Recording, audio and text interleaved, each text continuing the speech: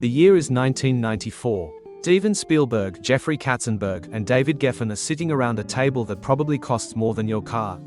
They are three of the most powerful men in entertainment. Between them, they have directed Jaws, produced The Little Mermaid, and launched the careers of more musicians than you can name. They have egos the size of small planets and bank accounts that require their own zip codes. They each put up $100 million. That is not a typo. $300 million of startup money. And that is just the pocket change. The kind of money that buys islands, not the kind you find in a couch cushion. They look at each other and they say, let us start a movie studio. Not just any studio, a studio that will take on Disney. A studio that will redefine animation. A studio that will, eventually, make a movie about a talking snail that loses millions of dollars. But we will get to that. They call it DreamWorks Ski. The S is for Spielberg. The K is for Katzenberg. The G is for Geffen. Three letters that would come to represent the most chaotic, brilliant, insane, and lovable animation studio in Hollywood history. For the next 3 decades, this house of misfit toys would give us farting ogres, philosophical pandas, singing penguins, a horse that refuses to talk, a bee that sues humanity, and a cat who stares into the abyss of his own mortality and learns to appreciate life. They would fail gloriously. They would succeed stupidly. They would lose money on masterpieces and make fortunes on garbage. And through it all, they would teach us that animation is not just for children. It is for anyone who wants to laugh, cry, and wonder how on earth they spent that much money on Shark Tale. So sit down, shut up, and prepare to journey through every single DreamWorks animation movie in order, from the ant who goes to therapy to the panda who punches ghosts. This is the house that Shrek built.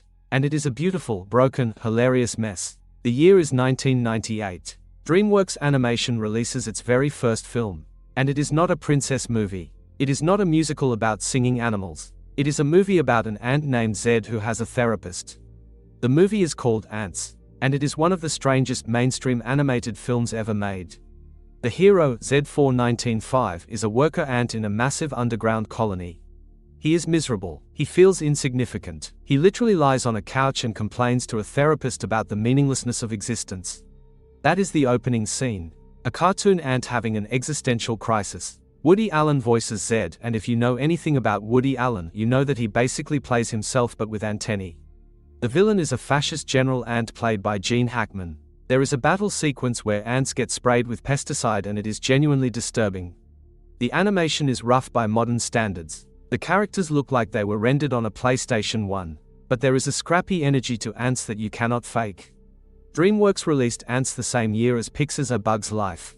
And here is the joke, both movies are about ants rebelling against a totalitarian colony. Both feature a hero who falls in love with a princess ant. Both came out within 6 weeks of each other. Coincidence? Oh, honey, no. This was the opening salvo of the animation wars. DreamWorks wanted to punch Pixar in the mouth and they used Woody Allen as their fist. The voice cast is absurdly expensive. Woody Allen, Sharon Stone, Sylvester Stallone, Gene Hackman, Anne Bancroft, Dan Aykroyd, and Christopher Walken. That is not a voice cast. That is an Oscar ceremony. The payroll alone could have funded a medium-sized country.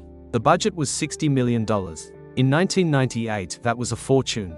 For comparison, Pixar made Toy Story for $30 million. DreamWorks spent twice that just to get Stallone to play a soldier ant named Weaver. And the movie made $171 million worldwide. Respectable, not a home run, but a solid double. More importantly, Antz proved that DreamWorks had teeth. Not the cute, Pixar kind of teeth that make you cry about toys. The kind of teeth that bite. The kind of teeth that say, we are not here to hold your hand and teach you about friendship. We are here to show you a fascist ant colony and a hero who complains about his job. Audiences were confused, critics were intrigued, and Disney was officially on notice. But then came December 1998. And DreamWorks did something that would define their entire identity for the next 20 years. They released The Prince of Egypt. And it was a masterpiece. The Prince of Egypt is not just a good animated movie. It is a great movie. Period. No qualifiers. No, for an animated film, asterisks. It is a biblical epic in the tradition of the Ten Commandments, but with the visual language of animation and the emotional depth of a Broadway musical. The story of Moses leading the Hebrews out of Egypt. The animation is hand-drawn at a time when everyone was moving to computers. The Red Sea parting sequence is one of the most breathtaking pieces of animation ever committed to film. The water does not just part. It swirls, it dances, it builds into impossible walls that glisten with light. That sequence alone cost more money than most independent films. The voice cast is impossibly stacked. Val Kilmer as Moses and God. Ralph Fiennes as Ramesses. Michelle Pfeiffer, Sandra Bullock, Jeff Goldblum, Danny Glover, Patrick Stewart, Helen Mirren, and Steve Martin as a creepy Egyptian priest. Steve Martin sings a song about plagues. It is surreal and wonderful. The soundtrack is by Stephen Schwartz, the man who wrote Wicked. The songs are gorgeous. When You Believe won the Academy Award for Best Original Song. Whitney Houston and Mariah Carey sang it together. That is not a sentence you get to write very often. The budget was $70 million. The box office was $218 million. That is a hit, but here is the tragedy of The Prince of Egypt. It should have made $500 million. It should have been the animated equivalent of Titanic. But it came out in the shadow of a little movie called The Lion King, which had done the talking animal prince thing 5 years earlier and made $1 billion. Audiences looked at The Prince of Egypt and said, "This is beautiful, but where are the fart jokes?" You can trace every future DreamWorks decision back to this moment. They tried art. They tried reverence. They hired Broadway composers and Oscar-winning actors. They made a movie that should be in the Library of Congress. And the audience said, "That is nice, can we have the talking donkey now?" DreamWorks heard that message loud and clear, and they would spend the next 2 decades trying to find a balance between art and commerce, often failing spectacularly at both. The year 2000, DreamWorks releases The Road to El Dorado, and this is where the trouble really begins. The Road to El Dorado is a buddy comedy about 2 Spanish con artists, Tulio and Miguel, who stumble into the lost city of gold. They are voiced by Kevin Kline and Kenneth Branagh. Kenneth Branagh, the Shakespeare guy, doing a comedy accent and pretending to be a cartoon con man. The chemistry between the 2 leads is terrific. They bicker like an old married couple. The animation is lush and colorful. The lost city is rendered with so much detail that you can almost smell the gold. Elton John wrote the songs. Elton John, that is not cheap. That is not budget friendly. That is, we still have Spielberg's credit card money. The movie cost $95 million. It made $76 million worldwide. That is not a bomb. That is a nuclear meltdown. The Road to El Dorado lost so much money that DreamWorks had to write it off as a learning experience. And what did they learn? They learned that audiences in the year 2000 did not know what to make of a cartoon that featured a bisexual coded villain, a heroine who saves herself, a horse that steals every scene, and 2 male leads who flirt with each other more than they flirt with the female love interest. The movie was ahead of its time. It is now a beloved cult classic. But being ahead of your time means you lose money in your time. There is a scene in The Road to El Dorado where the 2 heroes sing a song called It's Tough to Be a God. They are pretending to be divine beings. The villagers worship them. The gold is everywhere. And the movie asks a question that DreamWorks would struggle with for the rest of its existence. What happens when you get everything you ever wanted? You get bored. You get scared. You get sloppy. And then you make Shark Tale. But before Shark Tale, there was the movie that changed everything. The movie that saved DreamWorks. The movie that made green the most profitable color in animation history. The year is 2001. The movie is Shrek. Shrek is not a movie. It is a cultural event. It is a nuclear bomb dropped on the fairy tale genre. The premise is simple. An ogre named Shrek lives alone in a swamp. He likes his swamp. He is grumpy. He is smelly. He eats eyeballs for breakfast. Then the fairy tale creatures Adulok are exiled to his swamp by the tiny tyrant Lord Farquaad. And Shrek goes on a quest to get his swamp back, accompanied by a donkey who never stops talking. The genius of Shrek is that it is a comedy for grown-ups dressed in children's clothing. The jokes about Lord Farquaad's height are adult. The parody of princess tropes is adult. The fact that Donkey is basically a stand-up comedian who happens to be animated is priceless. Mike Myers voices Shrek in a Scottish accent that he insisted on after the original recording sessions were already finished. That cost extra money, a lot of extra money. They had to reanimate the lip movements for the entire movie. But Mike Myers was coming off Austin Powers and he had power. So DreamWorks paid. And it worked, because now we cannot imagine Shrek without that accent. Eddie Murphy as Donkey is a revelation. He improvises half his lines. The animation team had to keep up with his riffs. There is a scene where Donkey sings a duet with himself. There is a scene where he asks Shrek if ogres have layers. Onions have layers. Cakes have layers. Donkey has no layers. He is just pure ID. The budget was $60 million. The box office was $484 million. That is an 800% return on investment. Shrek won the first ever Academy Award for Best Animated Feature. It destroyed the Disney fairy tale template and rebuilt it from swamp mud and onion jokes. It made so much money that DreamWorks immediately greenlit a sequel, a third, a fourth, a fifth, a Puss in Boots spin-off, a second Puss in Boots that made everyone cry, and a Netflix series about the ghosts of fairy tale characters. That is franchise money. That is, we do not have to make El Dorado again money. But here is the joke. Shrek was a nightmare production. The original cut was so bad that test audiences walked out. The character designs were ugly. The pacing was slow. The jokes did not land. DreamWorks had to scrap almost everything and start over. They spent an additional $10 million on rewrites and re-recording. $10 million.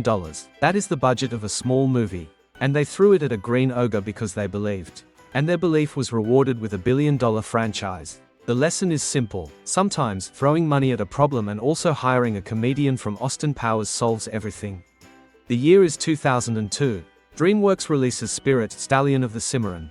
And now we have to talk about the gorgeous mistake. Spirit is a movie about a wild horse who refuses to be tamed. The horses do not talk. They neigh and snort and communicate through body language. The narrator is Matt Damon, but he only narrates. He does not voice the horse. The horse is silent. The animation is hand-drawn in a world that had already moved to CGI. The landscapes are breathtaking. The action sequences are thrilling. The songs are by Bryan Adams. Bryan Adams is not Elton John, but he is still a man who charges per song. And Bryan Adams wrote a song called Here I Am that sounds exactly like every other Bryan Adams song. The budget was $80 million. The box office was $122 million. That is not a bomb, but it is not a hit. It is a respectful loss. The problem is that children want talking animals. They do not want a silent horse having an existential crisis about the railroad. They want the horse to tell a joke. They want the horse to sing a pop song. Spirit refused, and for that, I respect it. Spirit is a work of art. It is a love letter to the American West and to the idea of freedom. But the accountants at DreamWorks did not respect it. They looked at the spreadsheets and said, never again. Never again will we make a movie where the main character does not have a catchphrase. Never again will we hire Bryan Adams. Never again will we trust the audience to appreciate silence. And so the formula was set. From this point forward, DreamWorks would make movies about talking animals who make pop culture references and sing licensed songs. But first, they had to make the sequel that would break every record in the book. The year is 2004. Shrek 2 is released, and it is the perfect sequel. I will fight you on this. Shrek 2 is funnier than the original. It is bigger. It is more emotionally satisfying. It introduces Puss in Boots, voiced by Antonio Banderas, doing the most delicious accent in animation history. The scene where Puss makes the adorable eyes is animation perfection. It also introduces the fairy godmother, voiced by Jennifer Saunders, who sings a cover of I Need a Hero during the climactic battle sequence. That sequence is 5 minutes of pure joy. The wedding crash, the giant gingerbread man, the potion that turns Shrek and Donkey into handsome versions of themselves. It is all perfect. The budget was $150 million. In 2004, that was an obscene amount of money. That is nearly 3 times the budget of the original Shrek. Where did the money go? It went to the voice cast. Mike Myers, Eddie Murphy, Cameron Diaz, Antonio Banderas, John Cleese, Julie Andrews, Jennifer Saunders, and Larry King as Doris the Ugly Stepsister. Larry King, the CNN guy. He played a drag queen. And he was fantastic. Shrek 2 made $919 million worldwide. Almost $1 billion. $1 billion with a B. It was the highest grossing film of 2004. It made more money than Spider-Man 2. It made more money than The Passion of the Christ. It made more money than Harry Potter and The Prisoner of Azkaban. Shrek 2 was a juggernaut. And DreamWorks looked at that number and said, we will never make a hand-drawn movie again. We will never make a silent horse movie again. We will only make sequels, spin-offs, and anything with a talking animal. And that is exactly what they did. Starting with the movie that almost destroyed their credibility. The year is also 2004. DreamWorks releases Shark Tale. Oh no. Oh no no no. Shark Tale is the movie that proves that just because you have money does not mean you have taste. The concept is this. A young fish named Oscar, voiced by Will Smith, lies about killing the son of a mobster shark. The mobster shark is named Don Lino. Don Lino, as in Don Corleone. They made a fish godfather joke. For 90 minutes, the shark's son, who is supposedly dead, is a vegetarian named Lenny, voiced by Jack Black. Lenny is a shark who does not want to eat fish. He wants to be friends with fish. It is a metaphor. It is a bad metaphor. The voice cast is insane.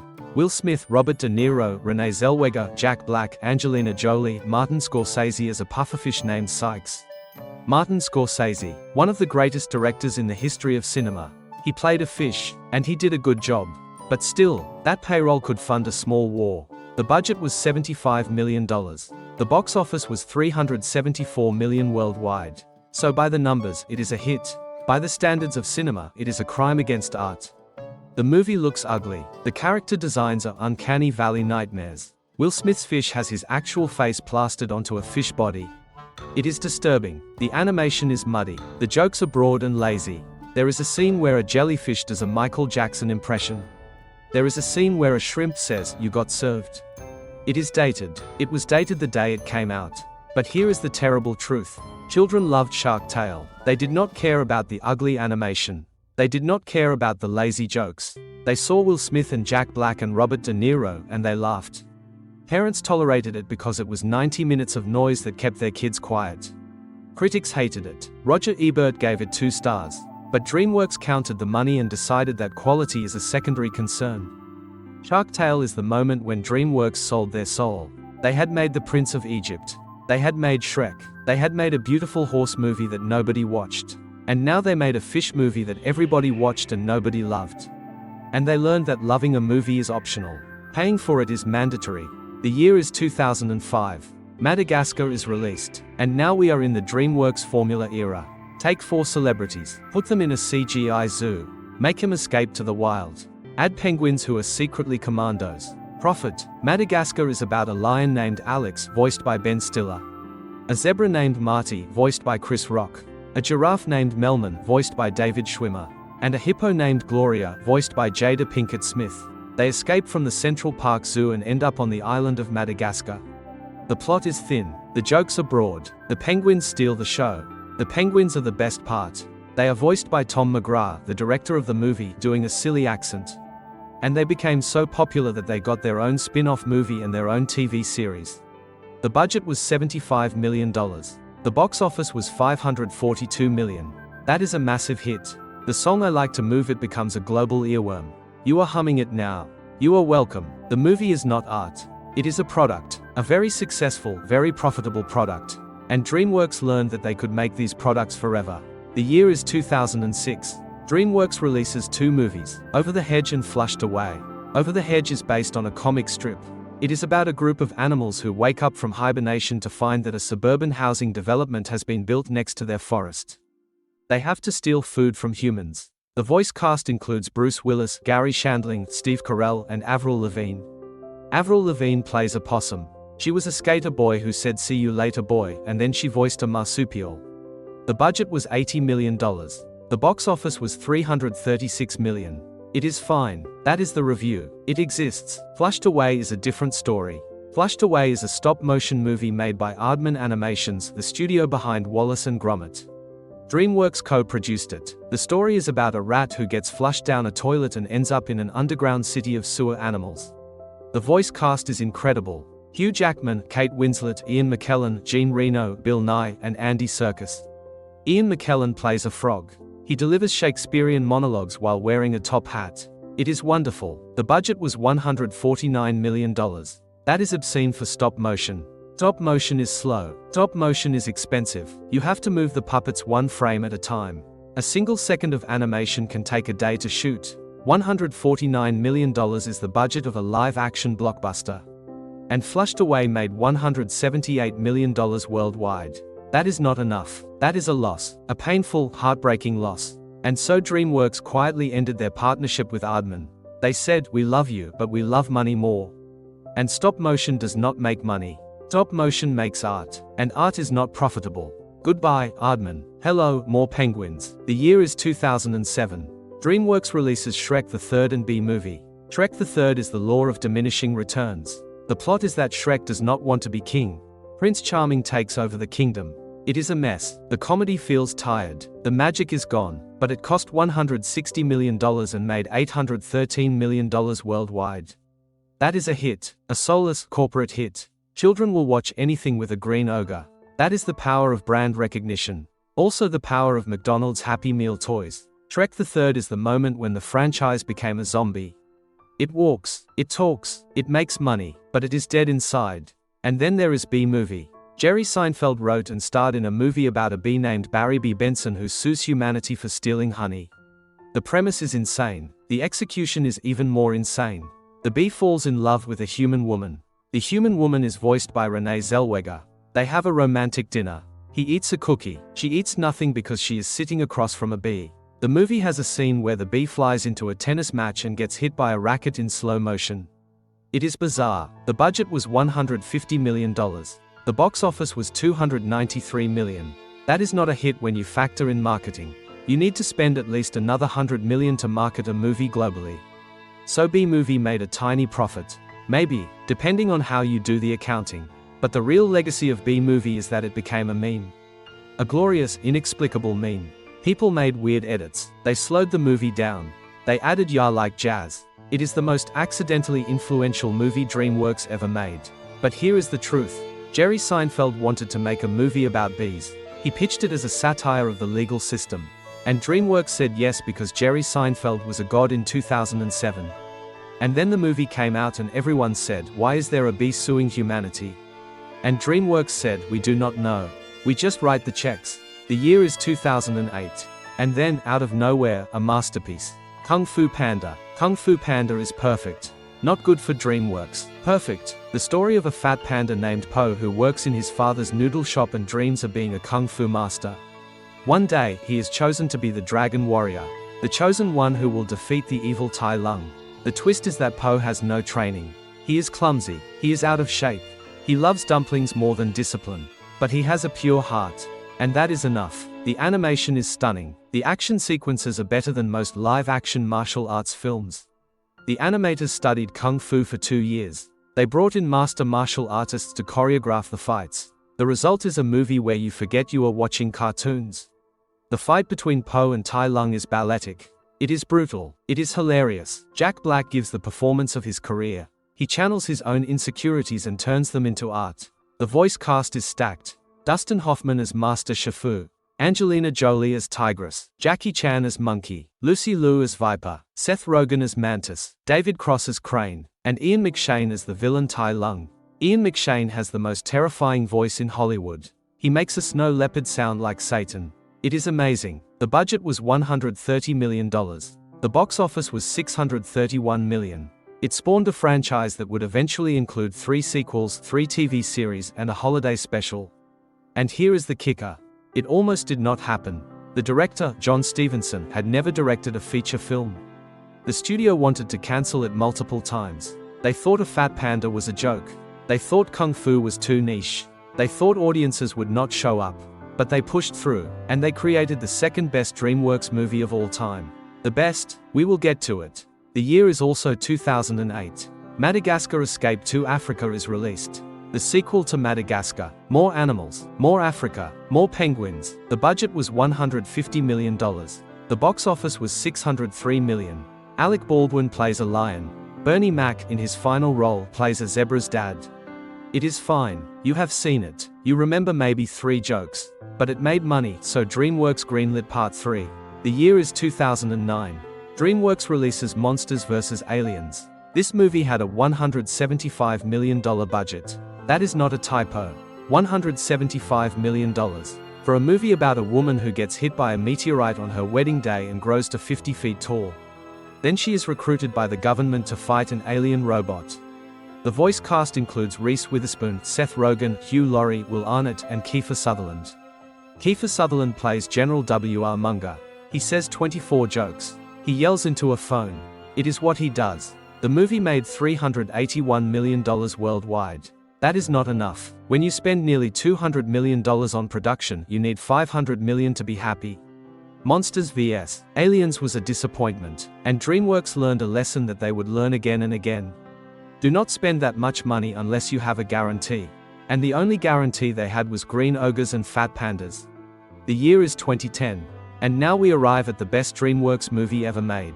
How to Train Your Dragon. How to Train Your Dragon is a work of art. The story is simple. A young Viking named Hiccup does not fit in. His village kills dragons. He befriends one. He names him Toothless. He learns that dragons are not monsters. They are creatures with emotions and fears and loyalty. The bond between Hiccup and Toothless is more emotional than anything Pixar did in the 2010s.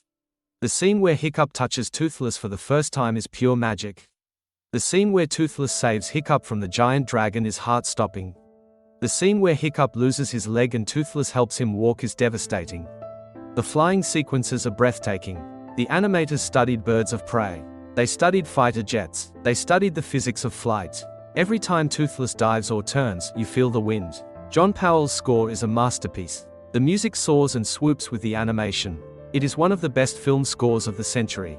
The budget was $165 million. The box office was $494 million. That is good, but not Shrek money. And yet, it did not matter. How to Train Your Dragon became a beloved classic. It would spawn 2 sequels, 8 TV shows, and a live-action remake that nobody asked for. But the original remains untouchable. Here is the joke. DreamWorks did not believe in it. The test screenings were terrible. Kids said the title was confusing. They did not understand the word dragon. They thought it was about trains. Executives wanted to change the ending. They wanted Hiccup to kill Toothless. I am not making this up.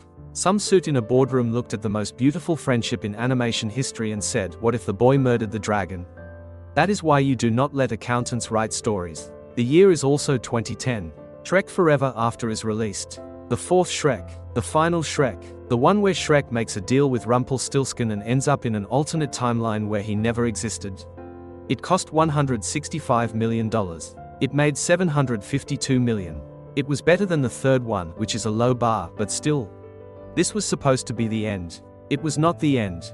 We are getting a 5th Shrek. There is no escape. The year is 2011. 2 movies, Kung Fu Panda 2 and Puss in Boots. Kung Fu Panda 2 is the rare sequel that deepens the original. It reveals Po's backstory. He was adopted. His biological mother sacrificed herself to save him from the evil peacock Lord Shen. That is heavy. That is heartbreaking. Gary Oldman voices Lord Shen. And he gives one of the greatest villain performances in animation history. Shen is a peacock who committed genocide because his parents did not love him enough. He has feathers that turn into blades. He is terrifying. The animation is even better than the first film. The use of traditional Chinese art styles blended with CGI is stunning. The budget was $150 million. The box office was $665 million. But here is the problem. Kung Fu Panda 2 underperformed in China. China was a growing market and DreamWorks expected more. They built a whole co-production studio in Shanghai because of this movie. And when it did not explode, they panicked. They should not have panicked. The movie is excellent, but panic is what DreamWorks does best. Puss in Boots is the spin-off nobody asked for that became a hit. Antonio Banderas returns as the swashbuckling cat. The movie is a spaghetti western with fairy tale elements. Puss fights a giant goose. He teams up with Kitty Softpaws and Humpty Dumpty. It cost $130 million. It made $554 million. It was good enough to get a sequel a decade later, and that sequel would make everyone cry about death. But in 2011, it was just a fun time at the movies. The year is 2012. 2 more movies, Madagascar 3, Europe's Most Wanted, and Rise of the Guardians. Madagascar 3 is the best Madagascar movie. I know that is faint praise, but hear me out. The animals join a circus. They travel across Europe. The villain is a French animal control officer who is obsessed with killing them.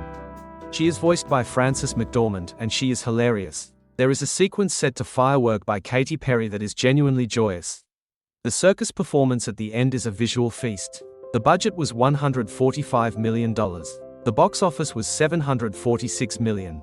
It was a hit, and then DreamWorks immediately started planning Madagascar 4. That movie was cancelled in 2017. But do not worry, they are now making a live-action Madagascar.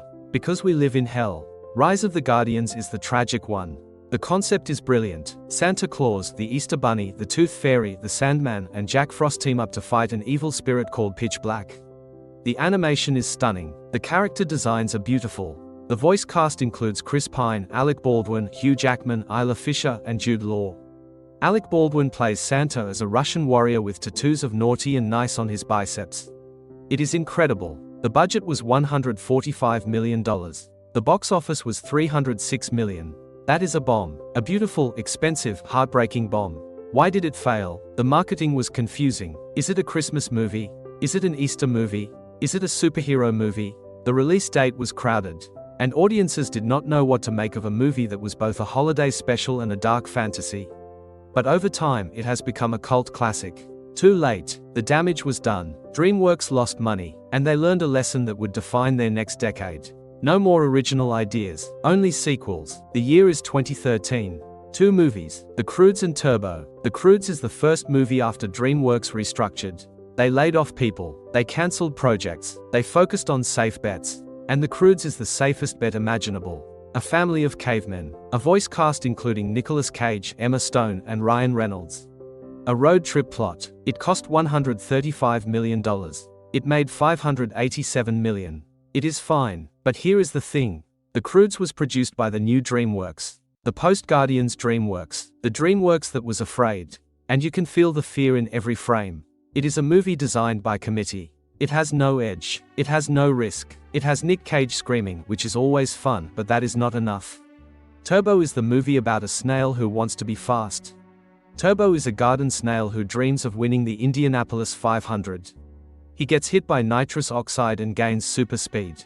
The voice cast includes Ryan Reynolds, Paul Giamatti, Michael Pena, and Samuel L. Jackson.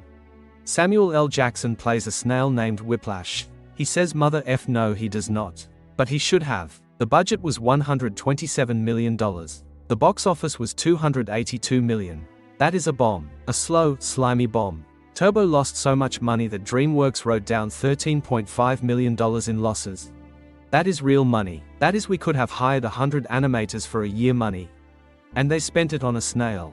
The year is 2014. 3 movies, Mr. Peabody and Sherman, How to Train Your Dragon 2, and Penguins of Madagascar.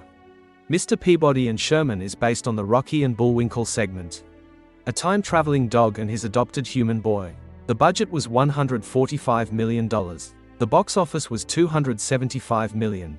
Another bomb. This one hurts because the movie is actually clever. It has jokes about the French Revolution and the Trojan War. It assumes its audience is smart. That was a mistake. The audience wants farting ogres, not Socratic dialogues delivered by a cartoon beagle.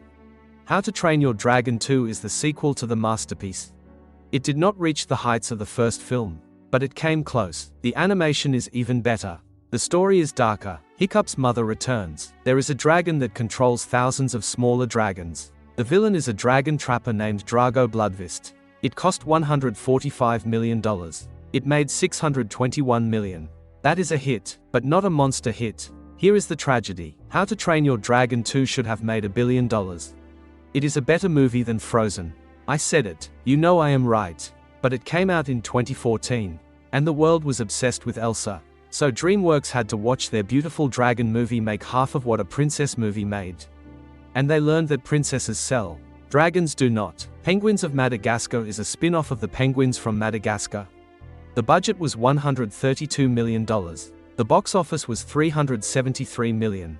That is not a bomb, but it is not a success. The movie is a 90-minute chase sequence. The penguins are fun in small doses. In large doses, they are exhausting. The lesson is that side characters are side characters for a reason. The year is 2015. 1 movie, Home. Home is about an alien race called the Boov who invade Earth. A girl named Tip befriends a Boov named O. They go on a road trip. The voice cast includes Jim Parsons, Rihanna, Steve Martin, and Jennifer Lopez. Rihanna also performed the soundtrack. That is expensive. The budget was $135 million. The box office was $386 million. That is fine, but nobody remembers this movie. It is the cinematic equivalent of a tax write-off. The year is 2016. 2 movies, Kung Fu Panda 3 and Trolls. Kung Fu Panda 3 is the 3rd film in the franchise. Po meets his biological father and travels to a secret panda village. He learns to teach Kung Fu to other pandas. The villain is a water buffalo ghost named Kai, voiced by J.K. Simmons. J.K. Simmons is terrifying in everything. The budget was $145 million. The box office was $521 million. This is where the law of diminishing returns really hit. The movie is good, it is beautiful, but audiences were tired. And also, DreamWorks made a huge bet on the Chinese market. They co-produced the movie with a Chinese company. They cast Chinese celebrities, and still, it only made $154 million in China. That is a lot of money, but not enough to justify the effort. Trolls is the movie that saved DreamWorks. Again, Trolls is a movie about happiness. The trolls are happy, the Bergens are sad and they eat trolls to become happy. The voice cast includes Anna Kendrick, Justin Timberlake, Zooey Deschanel, and a cameo by Gwen Stefani. Justin Timberlake wrote Can't Stop the Feeling. That song was everywhere. It was inescapable. It played in grocery stores. It played in dentist offices. It played in your dreams. The budget was $125 million. The box office was $346 million. That is respectable. But then came the merchandise. Trolls dolls sold by the millions. Lunchboxes, bed sheets, Halloween costumes, a Netflix series, a sequel, a holiday special. Trolls did not just make money. It printed money. It was DreamWorks Minions. It was ugly, annoying, and profitable beyond reason. And DreamWorks learned that movies for toddlers are the most profitable movies of all. Toddlers do not care about story. Toddlers care about colors and songs. And they will force their parents to buy everything. The year is 2017. 2 movies, The Boss Baby and Captain Underpants, the first epic movie. The Boss Baby is the most ridiculous premise in animation history. A baby in a suit who is a corporate executive. Voiced by Alec Baldwin doing his best Jack Donaghy impression. The budget was $125 million. The box office was $527 million. This movie made more money than Kung Fu Panda 3. Think about that. A movie about a briefcase-carrying infant defeated a movie about a dragon-fighting panda. The reason is that The Boss Baby appealed to parents. The jokes about corporate culture and sleep deprivation hit home. And the animation was weirdly expressive. But mostly, it succeeded because the title is a meme. Boss Baby is fun to say. Say it now. Boss Baby. See, you smiled. That is marketing genius. Captain Underpants, the first epic movie, is DreamWorks' first movie based on a book series that had already sold 80 million copies. The budget was $38 million. That is tiny for DreamWorks. Tiny. They made this movie for less than the catering budget of Shrek 2. And it made $125 million. That is a massive success. The movie is crude, silly, and exactly what fans wanted. It proved that DreamWorks could make low-budget hits. Did they learn that lesson? No, they immediately went back to $100 million movies. The year is 2019. 2 movies, How to Train Your Dragon: The Hidden World and Abominable. How to Train Your Dragon: The Hidden World is the finale of the trilogy. Hiccup and Toothless say goodbye. It is devastating. Grown men cried in theaters. The animation is the best in the series. The villain is forgettable, but the ending is perfect. Hiccup lets Toothless go to be with his mate and lead the dragons to the hidden world. It is a metaphor for growing up and letting go. It cost $129 million. It made $521 million. That is solid, but it should have made more. The problem was that the movie was delayed multiple times. And by 2019, audiences had moved on. Also, Universal had just bought DreamWorks. And Universal wanted franchises they could milk forever. A trilogy that ends with the dragon flying away is not milkable. Abominable is a co-production with a Chinese studio. A girl in Shanghai finds a young Yeti and tries to return him to Mount Everest. The budget was $75 million. The box office was $189 million. That is not great. The movie is sweet and beautiful, but it got lost in the shuffle. Also, it came out the same year as Frozen 2. Bad timing. The year is 2020. Trolls World Tour. The sequel nobody asked for that became a landmark in movie history. Why? Because Universal released it directly to streaming during the pandemic. And then they got into a massive fight with theaters. The budget was $110 million. The box office was just $49 million because theaters were closed. But Universal claimed the movie made millions on premium video on demand rental. Enough to greenlight Trolls 3. Which is coming. God help us. The year is 2021. The Croods: A New Age. The sequel to the Caveman movie. It took 7 years. The budget was $65 million. The box office was $215 million. That is a hit, considering the pandemic. The movie is fine. It has more Nick Cage screaming. It has a scene where the family fights a punch monkey. It exists. The year is 2022. 2 movies, The Bad Guys and Puss in Boots: The Last Wish. The Bad Guys is the first post-pandemic, post-Netflix deal release. DreamWorks signed a deal with Netflix for exclusive streaming rights. And The Bad Guys was the first theatrical release that felt like old-school DreamWorks. A heist comedy about animals who are criminals. Voiced by Sam Rockwell, Mark Maron, Awkwafina, and Zazie Beetz. The animation style is a mix of CGI and hand-drawn flourishes. It is stylish. It is funny. It cost $80 million. It made $250 million. A hit. A genuine, no asterisk hit. And it proved that DreamWorks could still surprise us. Puss in Boots: The Last Wish is the best DreamWorks movie since How to Train Your Dragon. Maybe better. Puss in Boots: The Last Wish is about death. Literally, the villain is the wolf and he represents the inevitability of death. He whistles a little tune that will haunt your nightmares. The animation is revolutionary. It looks like a Spider-Verse painting come to life. The story is about a cat who has wasted 8 of his 9 lives and must learn to value the one he has left. The budget was $90 million. The box office was $484 million. It was a slow burn that became a word-of-mouth phenomenon. People saw it on streaming and then told their friends. It earned an Oscar nomination. It made grown adults sob in the theater. And it reminded everyone that DreamWorks, at their best, are not just a studio that makes money. They are a studio that makes art. The year is 2023. Ruby Gillman Teenage Kraken. And then, Back to Earth. Ruby Gillman is about a Kraken princess who goes to high school. The budget was $70 million. The box office was $45 million. That is a bomb. A catastrophic, career-ending bomb. The marketing was non-existent. The reviews were mediocre. The movie came and went in a week. It is the biggest flop in DreamWorks' modern era. Why did it fail? Because it looked like every other Teen Mermaid Kraken movie. Because the title is forgettable. Because audiences saw the trailer and said, I will wait for streaming. And they did. And DreamWorks lost a pile of money. The year is 2024. Kung Fu Panda 4, the 4th film in the franchise. Po finds a new hero to replace him. The villain is a chameleon who can copy Kung Fu. The budget was $85 million. The box office, as of this writing, is over $500 million. It is a hit. It is not a masterpiece. The reviews are mixed. The animation is fine. The jokes are fine. But it made money. And that is all that matters now. From 1998 to 2024, DreamWorks Animation has released 45 feature films. 45. That is a staggering number. They have made over $20 billion at the global box office. They have given us Shrek, Kung Fu Panda, and How to Train Your Dragon. They have also given us Shark Tale, Turbo, and Ruby Gillman. They have soared and they have crashed. They have made art and they have made products. They have been the underdogs. They have always been the underdogs. Against Disney, against Pixar, against a world that wanted princesses and got ogres. And they are still here. Still swinging. Still spending too much money on voice casts. Still making you laugh and cry and ask, why did they make a movie about a bee? So here is to DreamWorks Ski. The house that Shrek built. The house that almost collapsed. The house that, against all odds, is still standing. And still making movies. Now, if you will excuse me, I need to go buy stock in whatever company makes fart sound effects. Because that is where the real money is.